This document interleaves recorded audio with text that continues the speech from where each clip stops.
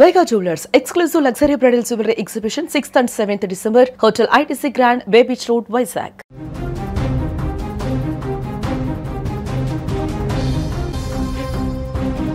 పొట్టకోటి కోసం కడలి దాటి వెళ్ళాడు.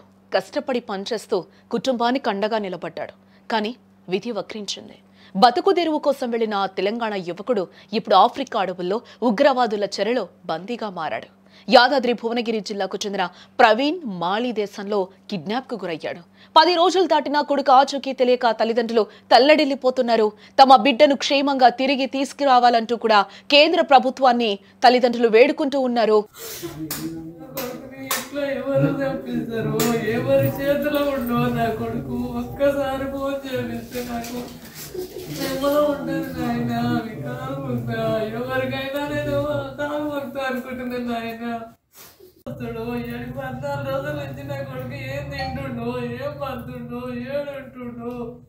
ఎవరికి మొక్కితే నా కొడుకు వస్తాడని ఏం చేయను ఆయన. నేను ఏం చేసినా నాడు కూడా నైట్ 7 గంటలకు మాట్లాడినాను నాయన. మాట్లాడినాం కన్నా కొడుకు పని ఉందని తర్వాత చేస్తా అంటే నేను ఊరికి పోయినా. ఊరికాడ అందరం మాట్లాడి మామూలుగానే ఇట్లా చూసినాం. కానీ ఇంటికి వచ్చి నేను 10 గంటలకు ఫోన్ చేస్తే ఫోన్ ఇక్కడ రింగ్ నేను వస్తుంది అని అక్కడ పోదట. సిగ్నల్ లేకపోతలేదేమో నా కొడుకు అనుకొని నేను ఆయన కంటిన్యూగా నిద్రపోయినా నాయన. నేను కానీ నా కొడుకు ఇట్లాంటిది అవుతుందేమో నా కొడుకు అనుకోలేదు. శనివారం నాడు చెప్పిండు నా కొడుకు, మమ్మీ నేను ఫస్ట్ వెనకై పోతున్నా, బొమ్మకు పోతున్నా, అక్కడ సిగ్నల్ ఉంటుంది ఉండదు, ఫోన్ కలవకుంటే నువ్వు టెన్షన్ పడకు మమ్మీ అని చెప్పిండు. అయ్యా నా కొడుకు రోజు ఫోన్ చేస్తాడు.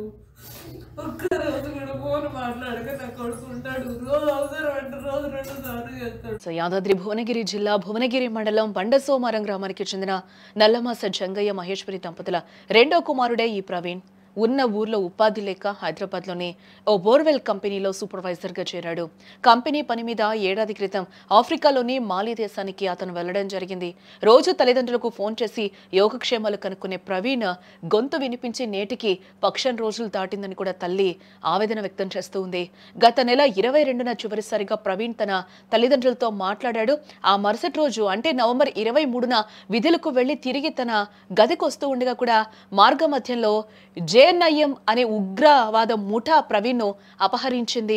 అప్పటి నుంచి కూడా ప్రవీణ్ ఫోన్ స్విచ్ ఆఫ్ రావడంతో కుటుంబ సభ్యుల్లో ఆందోళన మొదలైంది. కొడుకు ఫోన్ ఎందుకు కలవడం లేదో కూడా తెలియక వారు పడిన ఆవేదన అయితే అంత ఇంత కాదు. చివరికి ఈ నెల 4న కంపెనీ ప్రతినిధులు ఫోన్ చేసి అసలు విషయాన్ని చెప్పడంతో ఆ తల్లిదండ్రుల గుండె పగిలిపోయింది.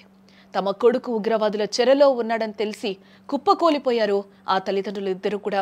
ప్రస్తుతం ప్రవీణ్ ఆచూకీ కోసం కంపెనీ యాజమాన్యం భారత రాయబార కార్యాలయ అధికారులతో అయితే సంప్రదింపులు జరుపుతూ ఉంది. ప్రస్తుతం ప్రవీణ్ కిడ్నాప్ చేసిన ఉగ్రవాద సంస్థ గతంలోనూ పలువురు విదేశీయులను అపహరించిన చరిత్ర దీనికి ఉన్నట్లుగా కూడా మనకి తెలుస్తూ ఉంది. దీంతో ప్రవీణ్ క్షేమంపై తల్లిదండ్రులు ప్రస్తుతం ఆందోళన అయితే వ్యక్తం చేస్తూ ఉన్నారు.